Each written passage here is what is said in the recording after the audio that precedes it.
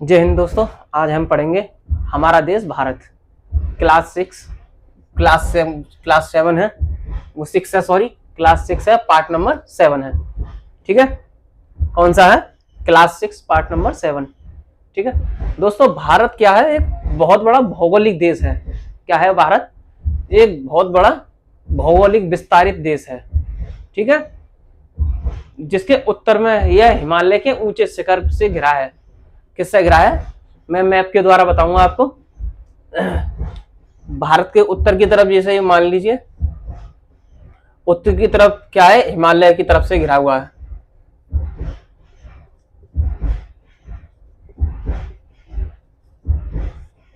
उत्तर की तरफ हिमालय, ठीक, और पश्चिम की तरफ क्या है दोस्तों?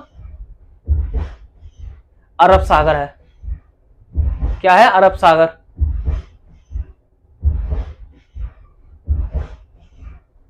पश्चिम की तरफ क्या है? अरब सागर है।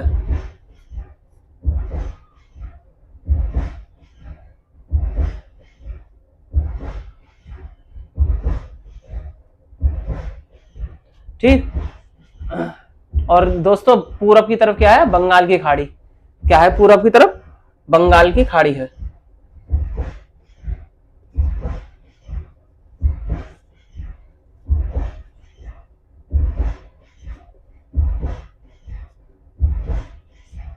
बंगाल की खाड़ी है। ठीक है, और दोस्तों दक्षिण की तरफ क्या है? दक्षिण की तरफ है आपका हिंद महासागर। क्या है दक्षिण की तरफ? हिंद महासागर।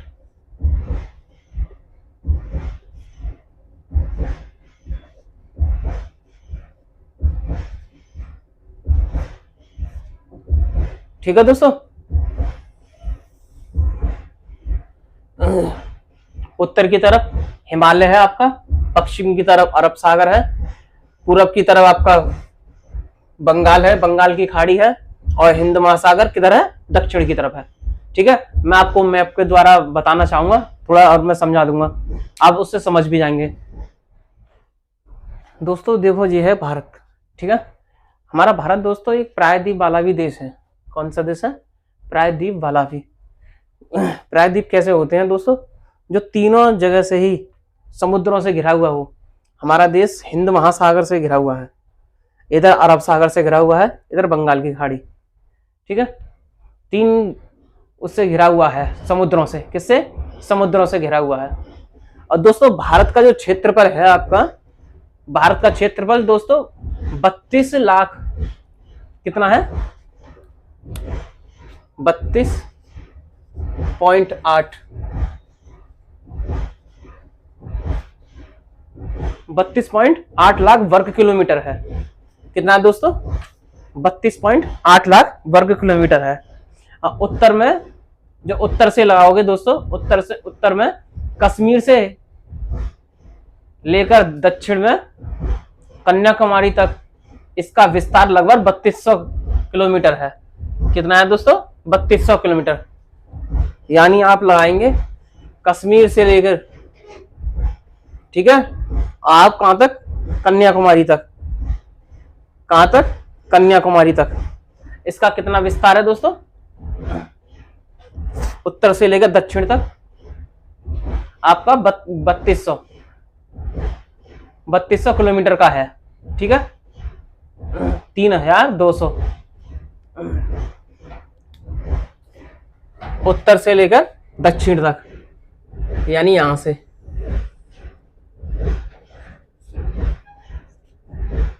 यहां तक की दूरी कितनी है? इसकी टोटल 3200, 3200 किलोमीटर की दूरी है कश्मीर से लेकर कन्याकुमारी तक। अब जानते हैं पूरब से पश्चिम तक की दूरी दोस्तों। यह है पूरब। पूर्ण में क्या चीज है दोस्तों? अरुणाचल प्रदेश है। अरुणाचल प्रदेश से लेकर पश्चिम में कच्छ तक इसका विस्तार 2900 किलोमीटर है। यानी अरुणाचल प्रदेश से लेकर, यहां से लेकर अरुणाचल प्रदेश है आपका, यहां से लेकर टोटल कच्छ तक कितनी दूरी है आपकी दोस्तों? 2900 किलोमीटर। कितनी है? 2900 किलोमीटर, ये वाली दूरी पूरब से पश्चिम तक की दूरी 2900 किलोमीटर की है।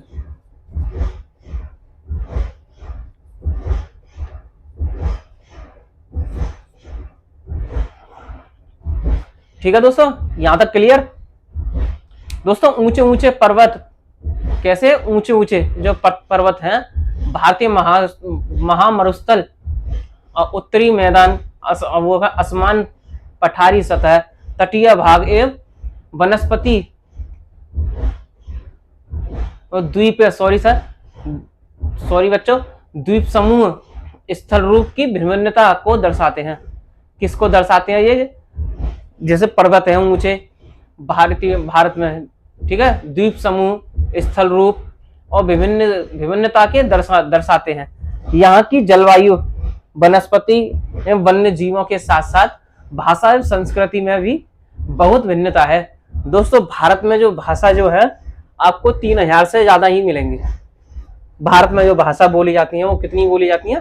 3000 से ज्यादा भाषाएं बोली जाती हैं।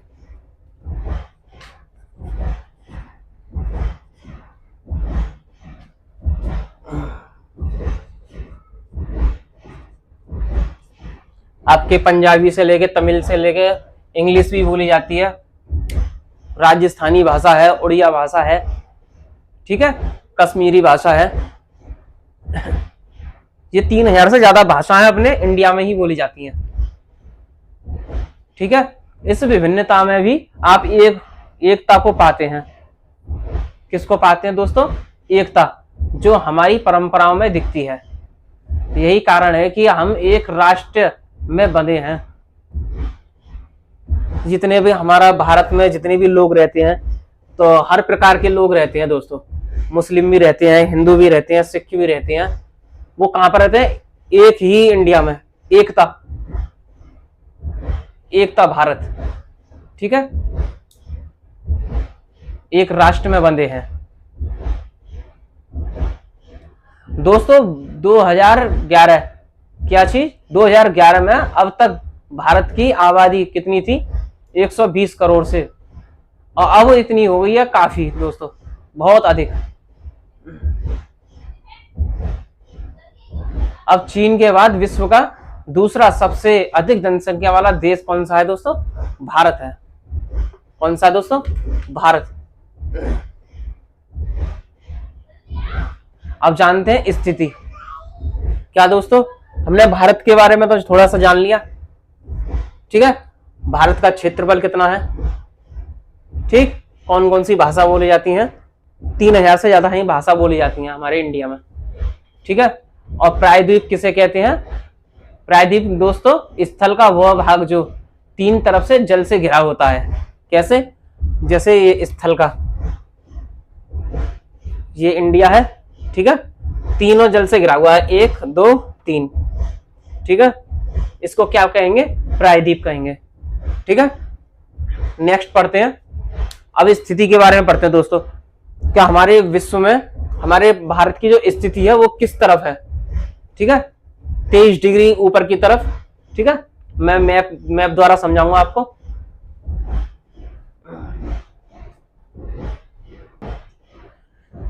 दोस्तों ये है वर्ल्ड मैप, ठीक है। इसके जरिए जानेंगे भारत की स्थिति। क्या जानेंगे? भारत की स्थिति के बारे में। भारत दोस्तों क्या है? नक्शे में उत्तर की तरफ है, गोलार्ध में, ठीक है। विश्व में गोलार्ध जो है विश्व का, वो उत्तर की तरफ स्थित है। हमारा इंडिया कहां पर है? इंडिया उत्तर की तरफ गोलार्ध में स्थित है, यानी कर्क रेखा। कौन सी रेखा है दोस्तों? ये कर्क रेखा है। ये भारत के बीचों बीच में से होकर जाती है, ठीक है, यानी 23.5 डिग्री। कितना दोस्तों? 23.5 डिग्री उत्तर। देश के लगभग कितने? देश के लगभग मध्य भाग से होकर गुजरती है। मध्य यानी बीच वाले भाग से होकर गुजरती है, ठीक है। 23.5 डिग्री पर क्या चीज स्थित है? हमारा इंडिया। और दक्षिण से उत्तर की ओर, और उत्तर की मुख्य भूमि का विस्तार कितना है दोस्तों, यहाँ दक्षिण से उत्तर की ओर भारत की जो मुख्य भूमि का विस्तार है कितना है, 8 अंश 4 उत्तर तथा 37 अंश 6 उत्तर अक्षांश के बीच है।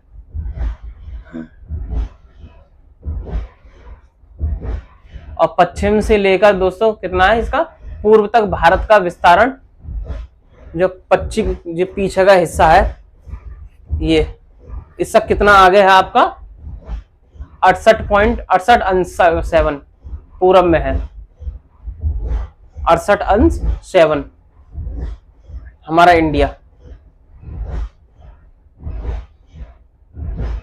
और तथा 97.25 पूर्व देशांतर के बीच है। किसके बीच है, देशांतर के 97.25। अगर हम विश्व को पूरब एवं पश्चिम गोलार्ध में बांटते हैं दोस्तों, तो भारत की स्थिति किस गोलार्ध में होगी,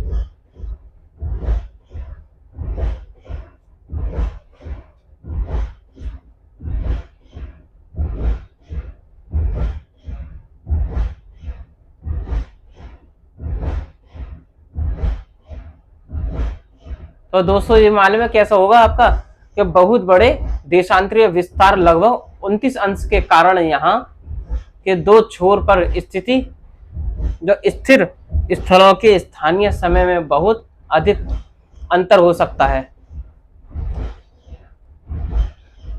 अगर इन दोनों पार्ट्स को अगर हम बांट दिया जाए पूरब और पश्चिम के हिस्से को, तो समय में भी काफी अंतर होगा। जो ग्रीनविच टाइम जो है हम पहले ही पढ़ा चुके हैं, ठीक है, तो इनमें काफी बहुत बड़ा वो हो जाएगा कारण। तो स्थानीय समय में भी दोस्तों अंतर आएगा। इस तरह की दूरी पर स्थित दो स्थानों के बीच समय का अंतर लगभग कितना हो जाएगा, 2 घंटों का हो जाएगा, जैसा कि आपने पहले पढ़ा है।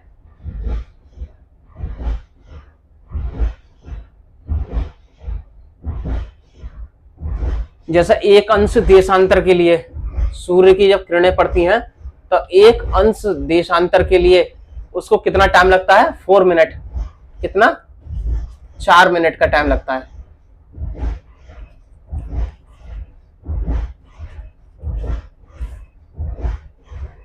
धूप को 1 अंश देशांतर के आने के लिए 4 मिनट का अंतर होता है, ठीक है दोस्तों। और पश्चिम में गुजरात की अपेक्षा पूर्व के अरुणाचल प्रदेश में सूर्योदय लगभग 2 घंटे पहले होता है। अगर गुजरात की बात कर ली जाए, आपका इंडिया में ही मैं बता रहा हूं आपको, इंडिया की जो गुजरात से अपेक्षा जो है ना, अरुणाचल प्रदेश का सूर्य 2 घंटे पहले ही उग जाता है। क्यों? क्योंकि ये पूरब की तरफ है, सूर्य इसकी तरफ जल्दी आएगा। वो धीरे धीरे शहर की तरफ आते हुए धीरे धीरे आते हुए 2 घंटे में जब यहाँ सुबह होगी गुजरात में, ठीक है, यहाँ शाम होती चली जाएगी। आपके जितने भी शहर हैं होती चली जाएगी शाम। जितना जितना सूरत आगे आता जाएगा उतनी शाम होती चली जाएगी।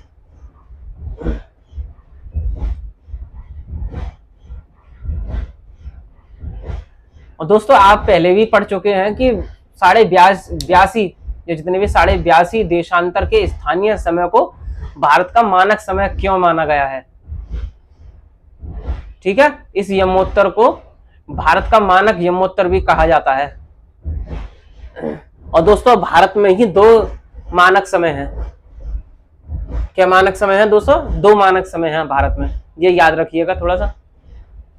और दोस्तों भारत के पड़ोसी देशों के बारे में जान लेते हैं। हमने थोड़ी स्थिति के बारे में जाना, अब पड़ोसी देशों के बारे में जान लेते हैं। क्योंकि वर्ल्ड में दोस्तों, वर्ल्ड में जो है हमारा इंडिया पूरब से उत्तर की तरफ है, ठीक है, लेकिन है तो पूरब की तरफ ही, लेकिन पूरब उत्तर की तरफ बोलेंगे इसको, इंडिया को। कितने उस पर है, रेखा पर है, कर्क रेखा 23.5 डिग्री पर, ठीक है, 23.5 डिग्री पर है आपको।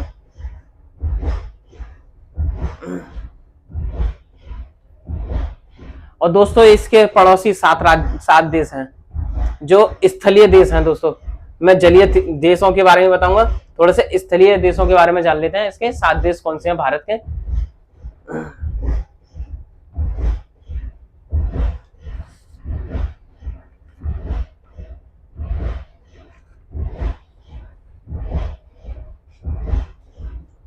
मैं इसे थोड़ा सा हटा देता हूं, है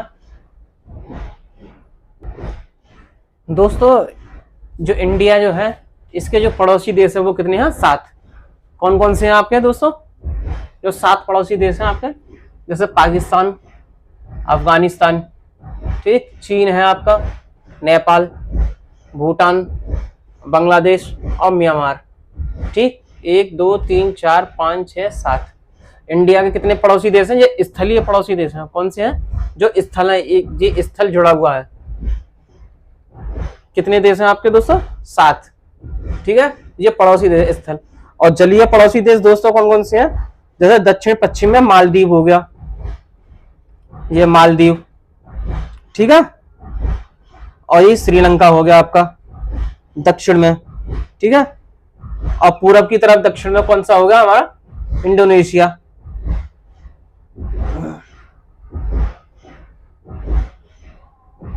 और कौन सा? एक थाईलैंड, जो इधर की तरफ है, जो इसमें दिखाई नहीं दिया है। वो वर्ल्ड मैप में आप जब देखोगे तो उसमें थाईलैंड दिखाई दे जाएगा उसमें।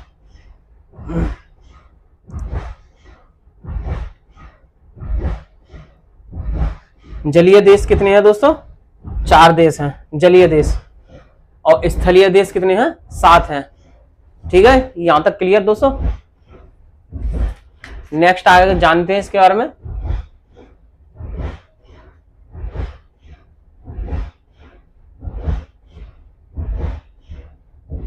दोस्तों भारत एक विशाल देश है। कैसा है? विशाल देश। प्रशासनिक और क्रियाकलापों के लिए, कैसे? क्रियाकलापों के लिए देश को 29 राज्यों और 7 केंद्रीय शासित प्रदेशों में बांटा गया है। ये सन 2006 की एनसीईआरटी के हिसाब से बता रहे हैं, ठीक है। सन 2006 की एनसीईआरटी के हिसाब से कितने राज्य दोस्तों? 29 राज्य। और केंद्रीय शासित प्रदेश कितने हैं? 7, ठीक है। मैं इनकी वीडियो अपलोड कर दूंगा, आपको बाद में बता दूंगा। देखो दोस्तों, 2 जून 2014 को तेलंगाना भारत का 29वां राज्य बना। जो तेलंगाना था वो कौन सा राज्य बना? 29वां राज्य, यानी ये वाला राज्य। ये वाला राज्य कौन सा है? 29वां राज्य भारत का। और कब बना था ये? 2014 में 2 जून को, ठीक है। पहले ये आंध्र प्रदेश का एक भाग था दोस्तों। क्या था ये? आंध्र प्रदेश का एक भाग था, इसका एक भाग था। अब ये चीज अलग हो गई, ठीक है। दिल्ली भारत की राजधानी है। क्या है दिल्ली दोस्तों? भारत की राजधानी है। राज्यों का निर्माण मुख्यतः भाषाओं के आधार पर हुआ है। दिल्ली दोस्तों क्या है? एक छोटी सी भारत की राजधानी है। ये चीज, ये भारत की राजधानी है, पूरे भारत की। अगर सवाल भी आता है कि भारत की राजधानी कहाँ है, तो दिल्ली है। कौन सी है? दिल्ली है, ठीक है। Doubt clear?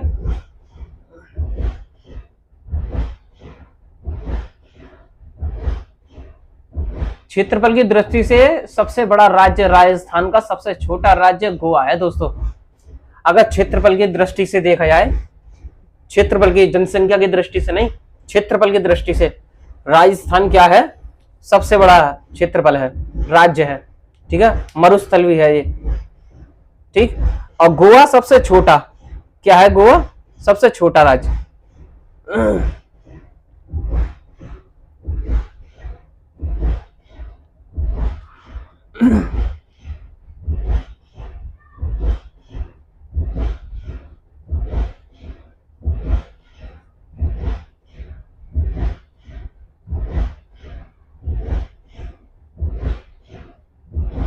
और दोस्तों राज्यों को जिलों में बांटा गया है। राज्यों को जितने हैं उनमें कितने में बांटा गया है? सबको जिलों में बांट दिया है, ठीक है। अब पढ़ते हैं भौतिक विभाजन। क्या चीज? भौतिक विभाजन। भारत में पाई जाने वाली भौतिक आकृतियां विभिन्न प्रकार की होती हैं। कैसी कैसी हैं? जैसे पठार हैं, पर्वत हैं, मैदान हैं, आपके तट द्वीप समूह हैं, उत्तर में बर्फ का ढका हिमालय संतरी का कार्य करता है दोस्तों। जैसे जिसको हम हिम और आलय का मतलब होता है, दोनों को मिक्स करके क्या बनता है? हिमालय। बर्फ का घर जिसे कहते हैं। ठीक है, मैं थोड़ा सा इसको हटा के उस वैसे वाले हिसाब से समझाऊंगा, प्राकृतिक मैप से। ठीक है,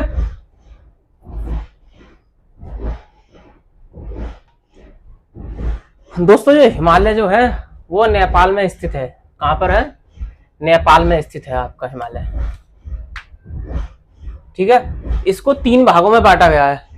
कितने भागों में? 3 भागों में बांटा गया है इसको, हिमालय को। ठीक है, समानांतर, मुख्य समानांतर श्रृंखलाओं में बांटा गया है। जो सबसे उत्तर में स्थित है श्रृंखला, उसको बृहत हिमालय का, बृहत हिमालय, ठीक है, या हिमाद्री कहते हैं।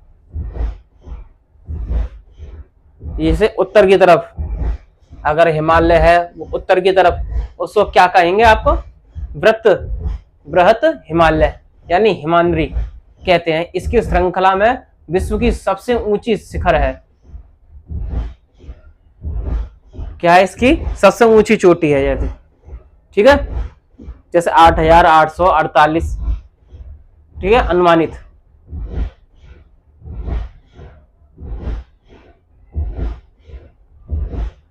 और दोस्तों बीच में जो हिमालय है, बीच में मध्य हिमालय या हिमाचल हिमाद्री के दक्षिण में स्थित है। कहां पर स्थित है दोस्तों? दक्षिण में स्थित है। ये हिमाचल है, इसे हिमाद्री के दक्षिण में स्थित है। बहुत से लोकप्रिय पहाड़ी स्थान यहाँ स्थित हैं। 5 पहाड़ी स्थानों के नाम का पता लगाइए दोस्तों। शिवालिक सबसे दक्षिण में स्थित श्रृंखला है। कौन सी है दोस्तों? शिवालिक। हिमालय के दक्षिण में जो हिमालय है दोस्तों, हिमालय के अगर दक्षिण में, ठीक है, भारत का उत्तरी मैदान स्थित है। कौन सा है? उत्तरी मैदान। ये मैदान समतल तथा सपाट है। कैसा दोस्तों? समतल सपाट। ठीक है, ये मैदान सिंधु, गंगा, ब्रह्मपुत्र तथा इनकी सहायक नदियों के द्वारा लाए गए जलोढ़ निक्षेपों से बना होता है। कौन कौन सी नदियों से दोस्तों? सिंधु, गंगा और ब्रह्मपुत्र। यहां से जो नदियां जो आएंगी, सिंधु, गंगा, जो ब्रह्मपुत्र, ये नदी आएंगी, जो जलोढ़ मिट्टी जो होती है, नहनी बारीक मिट्टी जो होती है, ठीक है, कैसी? जी नदियों के द्वारा लाई गई बहुत महीन मिट्टी होती है दोस्तों, जलोढ़ मिट्टी की बता रहा हूं दोस्तों, तथा नदी बेसिन में निक्षेपित कर दी जाती है। कौन सी नदी में दोस्तों? बेसिन में। और दोस्तों सहायक नदी कौन सी होती है? ये जलोढ़ निक्षेपित सहायक नदी एक नदी या सरिता जो कि मुख्य नदी में किसी भी तरफ से आकर मिलती है तथा अपने जल को मुख्य नदी में विसर्जित करती है, उसे क्या कहेंगे? सहायक नदी। ठीक है,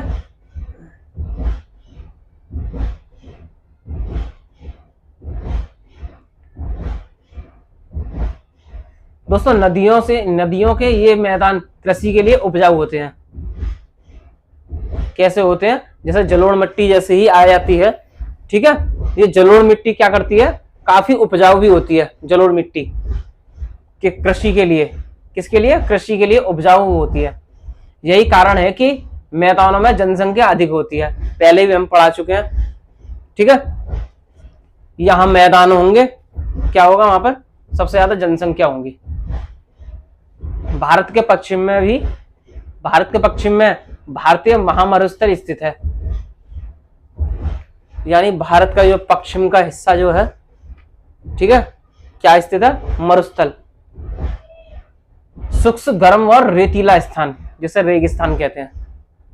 ठीक है, मैंने अभी बताया था थोड़ी देर पहले, जो भारत का सबसे ज्यादा क्षेत्रफल वाला देश वो कौन सा है? राज्य, सॉरी, राजस्थान। ठीक है, जिसको मरुस्थल भी कहते हैं, जिसमें रेतीला तथा गर्म रेत मिलता है। यहाँ वनस्पति की मात्रा बहुत कम है। जब दोस्तों जब रेत होगा तो यहाँ पर वनस्पति होने का चांसेस ही नहीं है नहीं है। उत्तरी मैदान के दक्षिण में प्रायद्वीप पठार स्थित है।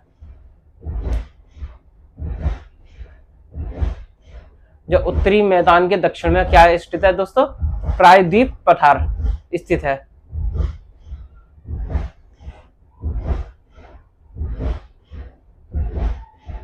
इसकी आकृति त्रिभुजाकार है।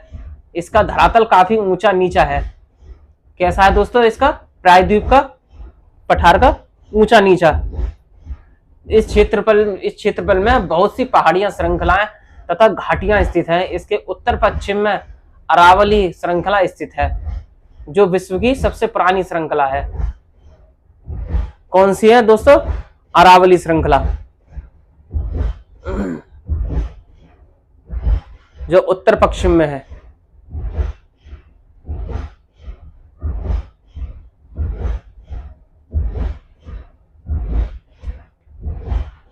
और दोस्तों विघ्न और जो विघ्न वो है पहाड़ी आपकी विघ्न एवं सतपुड़ा भी महत्वपूर्ण श्रृंखलाएं हैं। जैसे विघ्न, हिमाचल, यमुना, गंगा ये आते हैं राष्ट्रीय गान में, तो वो ये है विंध्य वाली पहाड़ी जो है। विंध्य एवं सतपुड़ा भी महत्वपूर्ण श्रृंखलाएं हैं। इन श्रृंखलाओं से होकर नर्मदा तथा ताप्ती नदियां बहती हैं। कौन कौन सी दो नदियां बहती हैं दोस्तों? नर्मदा और ताप्ती नदियां। ये पश्चिम की तरफ बहने वाली नदियां हैं।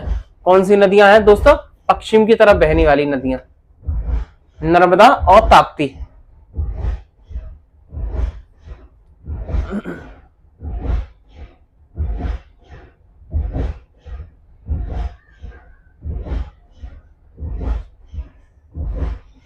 दोस्तों यहां से तो देखो नर्मदा नदी है, ये वाली नर्मदा नदी, ठीक है। फिर एक आ गई ताप्ती नदी, ये गोदावरी नदी है आपका। नदियां भी दोस्तों 300 से ज्यादा नदियां हैं हमारे भारत में, ठीक है।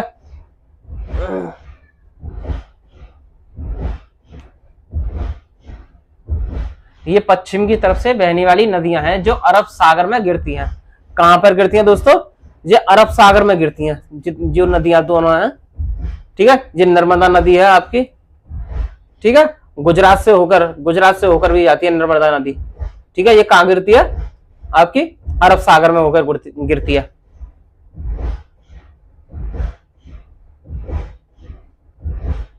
और एक नदी ये है आपकी गोदावरी, ठीक। ये कहां गिरती हैं दोस्तों? अरब सागर में गिरती हैं, ठीक है। नेक्स्ट जानते हैं।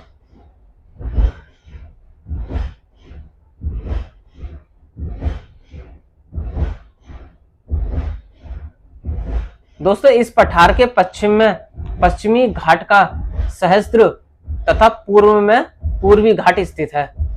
कौन सा घाट स्थित है दोस्तों? पश्चिम में सहस्त्र घाट, सहस्त्र घाट स्थित है। और पूर्व में कौन सा है आपका? पूर्वी घाट स्थित है, ठीक है। पश्चिम घाट का विस्तार एक समान रूप है, जो पश्चिम का दोस्तों, जबकि पूर्वी घाट बीच बीच में टूटा हुआ है, जो असमान है। इन पठारों में खनिजों, जैसे ये पठार हैं, इनमें क्या पाया जाता है दोस्तों? खनिज। जो मैंने आपको बताया था, यहाँ पर पठार जो है आपके, यहाँ पर क्या पाए जाएंगे? खनिज। कौन कौन से हैं दोस्तों खनिज? जैसे कोयला है, लोहा, अयस्क में प्रचुर मात्रा है आदि भी पाए जाते हैं। बहुत खनिज पाए जाते हैं दोस्तों। पश्चिमी घाट में पश्चिम में तथा पूर्वी घाट में पूर्व में तटीय मैदान स्थित हैं। पश्चिम तटीय मैदान काफी सांकरे हैं। पूर्वी तटीय मैदान कैसे हैं दोस्तों? तटीय मैदान सांकरे, तथा पूर्वी तटीय मैदान अपेक्षाकृत चौड़े हैं। कैसे हैं दोस्तों? अपेक्षाकृत चौड़े। यहां पूर्व की ओर बहने वाली कई नदियां हैं। जो पूर्व की तरफ बहने वाली कौन कौन सी नदियां दोस्तों? जैसे महानदी, गोदावरी, कृष्णा तथा कावेरी नदी।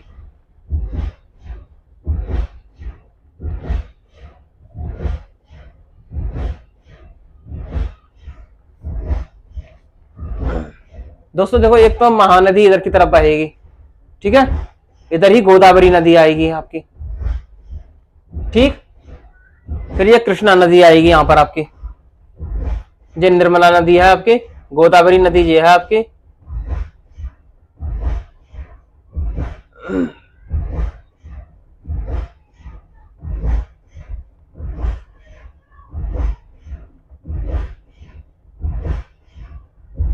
और देखो दोस्तों कृष्णा नदी ये रही आपकी, ठीक है।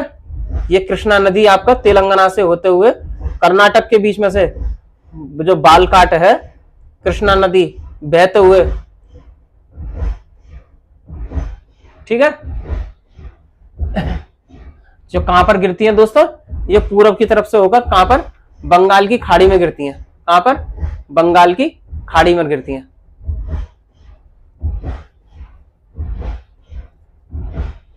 ठीक है दोस्तों, ये नदियां अपने मुहाने पर उपजाऊ डेल्टा का निर्माण करती हैं। किसका निर्माण करती हैं दोस्तों, डेल्टा का निर्माण करती हैं। कौन कौन सी नदियां करती हैं दोस्तों, जैसे महानदी, गोदावरी, कृष्णा तथा कावेरी, ठीक है। बंगाल की खाड़ी में गंगा एवं ब्रह्मपुत्र नदियां के मुहाने पर सुंदरवन डेल्टा स्थित है। जो गंगा ब्रह्मपुत्र नदियों के मुहाने पर कौन कौन सी है दोस्तों, सुंदरवन डेल्टा। और दोस्तों भारत में 2 द्वीप समूह भी हैं। कौन कौन से हैं द्वीप समूह आपके दोस्तों,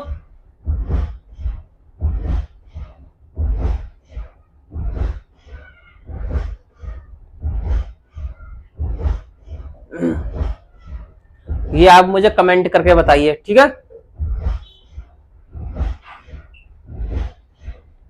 लक्षद्वीप, ठीक, लक्षद्वीप द्वीप समूह अरब सागर में स्थित है। ये केरल के तट पर कुछ दूर स्थित प्रवाल द्वीप है। कौन सा है दोस्तों, केरल के तट पर स्थित प्रवाल द्वीप, यानी ये केरल है आपका। यहाँ पर कौन सा है, प्रवाल द्वीप, ठीक है, केरला के तट पर स्थित। सबसे नीचे की तरफ आप जाएंगे केरला की तरफ, केरल की तरफ कौन सा है, प्रवाल द्वीप। अंडमान निकोबार, जो यहाँ पर आएंगे आप अंडमान निकोबार की तरफ आएंगे, ये अंडमान निकोबार की तरफ भारत में स्थित पूर्व दिशा में बंगाल की खाड़ी में स्थित है। क्या आप जानते हैं कि कौन सा द्वीप समूह वर्ष 2004 में सुनामी से प्रभावित हुआ था। ठीक है दोस्तों, यहां तक ये खत्म हुआ पार्ट नंबर 7 क्लास 6। ठीक है, कौन सा वाला था आपका, हमारा देश भारत। ठीक है, मिलते हैं नेक्स्ट वीडियो में और अच्छे अच्छे टॉपिक के साथ। जय हिंद।